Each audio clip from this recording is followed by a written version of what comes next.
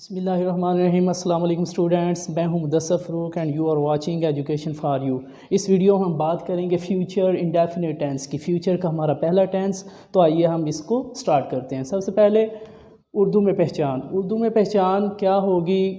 उर्दू के फ़िक्रात के आखिर पे गा, की या गे इस तरह के वर्ड्स होंगे, तो वो फ्यूचर इंडेफिनिट टेंस का सेंटेंस होगा। जिस तरह से एक एग्ज़ाम्पल आपके सामने लिखी हुई है, तुम जाओगे।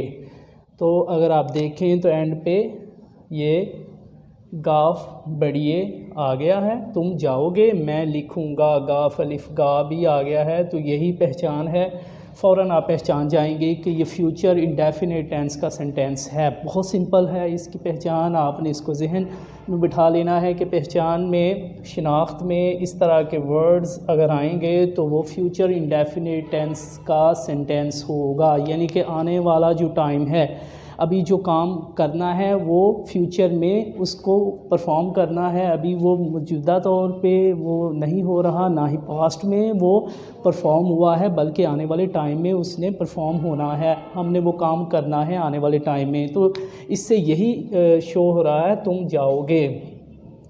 यानी कि लास्ट पे गाफ बढ़िए और गाफ अलिफ का। मैं लिखूँगा यानी कि अभी लिखा नहीं, आने वाले टाइम में लिखना है, फ्यूचर में वो काम करना है। तो अब हम इसका फार्मूला देख देते। इसका फार्मूला क्या है? सबसे पहले सब्जेक्ट, इसके बाद विल या शल, फर्स्ट फॉर्म और ऑब्जेक्ट। सबसे पहले सब्जेक्ट आएगा, फाइल, उसके बाद विल या शल, और फिर फर्स्ट फॉर्म वर्ब की, और लास्ट पे ऑब्जेक्ट। अब देखना है कि शल किन के साथ यूज़ होगा और विल किन के साथ। इसको यूजुअली स्टूडेंट्स शेल प्रोनाउंस कर लेते हैं, वो गलत है। शेल नहीं है बल्कि शल है। आई और वी अगर सब्जेक्ट होगा तो फिर शल यूज़ करना है, हमने शल लगाना है। जबकि ही, शी, इट या वाहद नाम या जमा नाम होगा तो विल का यूज़ होगा। ये हेल्पिंग वर्ब्स हैं, इस टेंस में जो यूज़ होने हैं वो शल है या विल है। मैंने अभी आपको बता दिया है कि कौन से ऐसे सब्जेक्ट्स हैं जिनके साथ शल का यूज़ होगा, कौन से ऐसे सब्जेक्ट्स हैं जिनके साथ विल का यूज़ होगा। तो ये दोनों तरह से ये बातें दोनों क्लियर हो गई कि इन सब्जेक्ट्स की सूरत में, इन पर्सन्स की सूरत में हमने क्या यूज़ करना है? शल को। और इन पर्सन्स, इन सब्जेक्ट्स की सूरत में जब फ़िक्रे में कोई इन में से आ जाएगा तो फिर हमने कौन सा हेल्पिंग वर्ब यूज़ करना है? विल को। Very good. अब हमने मनफी फ़िक्रात को देखते हैं। अब मनफी फ़िक्रात करते हैं कि इस टेंस के, फ्यूचर इंडेफिनिट टेंस के मनफी फ़िक्रात को किस तरह से हमने इंग्लिश में कन्वर्ट करना है, ट्रांसलेट करना है। सबसे पहले सब्जेक्ट यूज़ होगा, उसके बाद विल नॉट या शैल नॉट, इनमें से कोई एक। नॉट का लफ्ज़ क्योंकि नेगेटिव को शो करता है, नहीं का लफ्ज़ होगा उर्दू में, और हम हेल्पिंग वर्ब्स के साथ नॉट लगाएंगे। फिर फर्स्ट फॉर्म और फिर ऑब्जेक्ट। मनफी फ़िक्रात का फार्मूला फिर से मैं रिपीट करता हूँ। सबसे पहले सब्जेक्ट है, फिर विल नॉट या shall not, first form plus object. ये मनफी फ़िक्रात का फार्मूला है। हम एक एग्ज़ाम्पल देखते हैं स्टूडेंट्स, और वो एग्ज़ाम्पल क्या है? तुम नहीं जाओगे, यू विल नॉट गो। यहाँ पे सबसे पहले अगर आप देखें तो तुम यहाँ पे सब्जेक्ट है, इसकी इंग्लिश यू, ये काम कर रहा है तुम, तो हमने इंग्लिश इसकी लिखी यू। फिर हमने देखा कि यू के साथ हेल्पिंग वर्ब कौन सा आना है, तो यहाँ पे मैंने आपको, यहाँ पे मिस हो गया था, ये लिख लेते हैं। यू भी है इनमें, यू, ही, शी, इट, वाहद नाम। जस्ट 2 सब्जेक्ट्स हैं, आई और वी, इनके साथ शल। बाकी जितने भी सब्जेक्ट्स हैं, यू, ही, शी, इट, वाहद नाम या जमा नाम, इनके साथ विल। तो यहाँ पे यू जो है वो इस लाइन में मौजूद है, तो जिनके साथ विल लगना है, तो यू विल नॉट गो, जाना वर्ब है, फर्स्ट फॉर्म इसकी गो।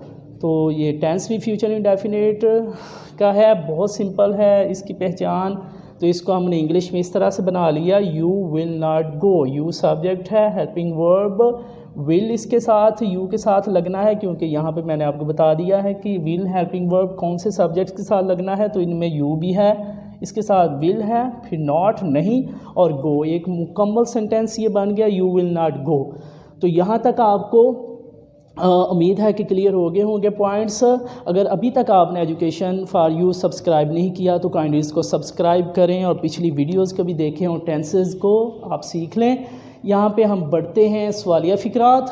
सवालिया फ़िक्रात में जो फार्मूला बनेगा, सबसे पहले हेल्पिंग वर्ब्स को लेके आना है। विल या शैल को स्टार्ट पे, फिर सब्जेक्ट, एस सब्जेक्ट को शो कर रहा है, फाइल को, फर्स्ट फॉर्म, ऑब्जेक्ट और लास्ट पे सवालिया निशान।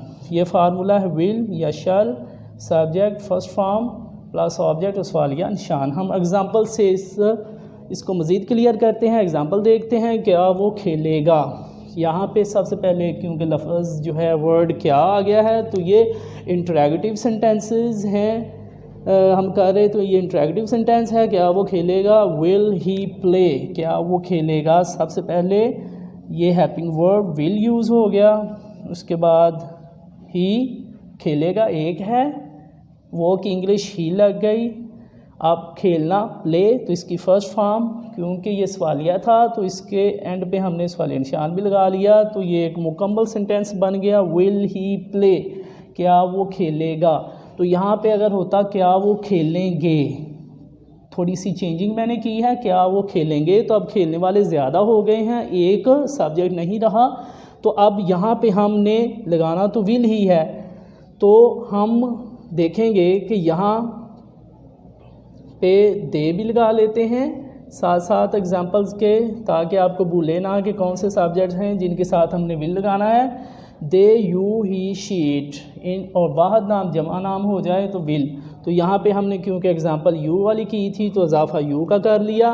अब यहाँ पे एक और हम देखते हैं, दे, विल दे, क्योंकि ज़्यादा हैं, विल दे, वो जमा को शो कर रहा है एंड पे, तो यहाँ पे हम लगाएंगे विल दे प्ले। तो दे क्योंकि इस लिस्ट में है जो यहाँ पे लिखा हुआ है, तो इसके साथ हमने हेल्पिंग वर्ब विल का यूज़ करना है। एक और हम एग्जांपल देखते हैं, क्या मैं उनकी मदद करूँगा। तो ये सब्जेक्ट जो है इसके मुताबिक हमने लगाना है अपना हेल्पिंग वर्ब, क्योंकि सब्जेक्ट आई है, यहाँ पे मैंने लिखा हुआ है आई और वी, उनके साथ शल आएगा। आई और वी की सूरत में क्या आएगा, शल। तो क्योंकि यहाँ पे आई मौजूद है, तो क्यों यहाँ हमने देखा था शल यूज़ होना है, तो इसको स्टार्ट पे इसलिए लिखा है क्योंकि ये सवालिया फ़िक्रात हैं। क्या मैं उनकी मदद करूँगा।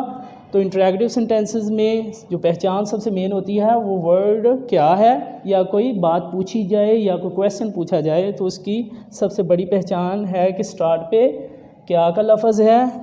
तो हम लगाएंगे सब्जेक्ट के मुताबिक शल, आई हेल्प देम, उनकी मदद करूँगा। हेल्प जो है एक वर्ब है और इसकी फ़र्स्ट फॉर्म जो है हेल्प ही है, शल आई हेल्प देम।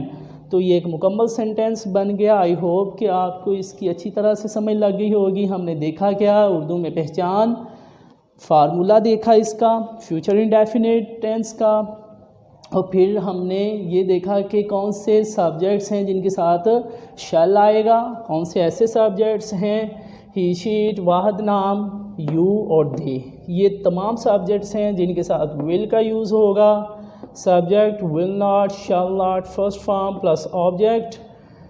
तो ये जो हैं मनफी फ़िक्रात, और लास्ट पे हमने सवालिया फ़िक्रात को देखा, इसका फार्मूला और एग्जांपल्स देखी। क्या वो खेलेगा, क्या मैं उनकी मदद करूँगा, शैल आई हेल्प देम।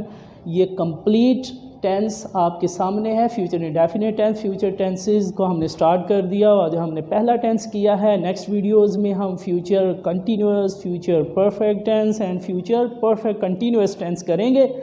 उम्मीद है कि आप जो है हमारा चैनल देख रहे होंगे, और नेक्स्ट वीडियो तक इजाज़त दीजिएगा। अल्लाह हाफिज़।